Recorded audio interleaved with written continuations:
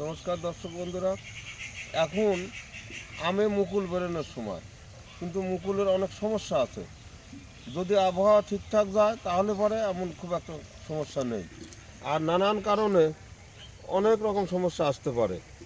যেমন এখন আপাতত ঘন কুয়াশা, ঘন কুয়াশার হাত থেকে কি করে মুকুলকে বাঁচাবেন সেটা আজ একটু দেখে নেন। আর ভিডিওটা একটু আগা করে দেখার চেষ্টা করবেন, তাহলে সহজেই বুঝতে পারবেন। এই যে মুকুল ধরুন, এখন অনেক গাছে মুকুল বেরোচ্ছে বা বড় হয়ে গেছে বা বেরোনো শুরু করেছে। এখন সকালবেলা সারা রাত কুয়াশা পড়বে, সেই কুয়াশা একেবারে ভিজে থাকবে, গাছের পাতা মুকুল সব ভিজে থাকবে। পাতা ভিজলে কোনো সমস্যা নেই, কিন্তু এই যে মুকুলগুলি যেদিন ঘন কুয়াশা, সেই দিনকার জন্যে এই যে হালকা কুয়াশা, এতে কোনো সমস্যা নেই। যেদিন দেখবেন 9টা-10টা পর্যন্ত কুয়াশা, একেবারে সে কিচ্ছু দেখা যাচ্ছে না, এই সমস্ত ঢাকা থাকে, সেই দিনকের কথা বলছি। সেই দিনকের জন্য কি করবেন আসুন দেখে নিই।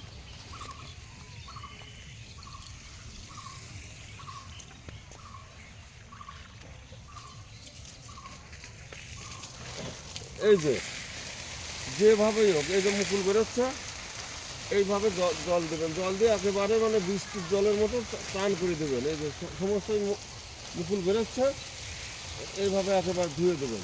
এই যে ওই কুয়াশার জল যেন গাছের গায়ে না থাকে।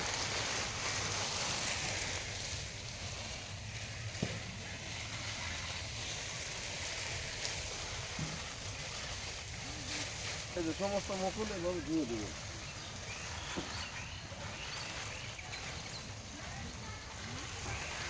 যাদের এইভাবে পাইপ, জল দেওয়ার পাইপ নেই, মোটর নেই, তারা যে কোনোভাবে বালতিতে জল নিয়ে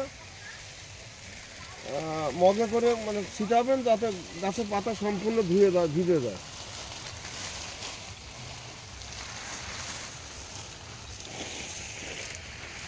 এই যে এদিকে সব ছোটো ছোটো মুকুল বেরোচ্ছে, এইভাবে সম্পূর্ণ ধুয়ে দেবেন। যেদিনকে ঘন কুয়াশা পড়বে সেদিনকে কথা বলছি, সেদিনকের জন্য এরকম ধুয়ে দেবেন।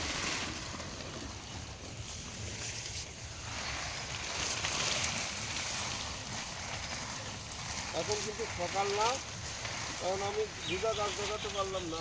সকাল হলে পরে ভিজা গাছ থাকবে।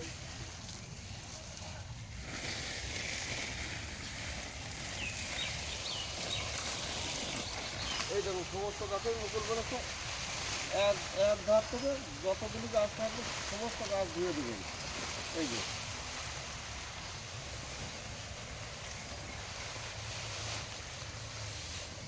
এই দেখুন সব গাছের মুকুল বেরোচ্ছে। মুকুল একটু ছোটো হোক বড়ো হোক,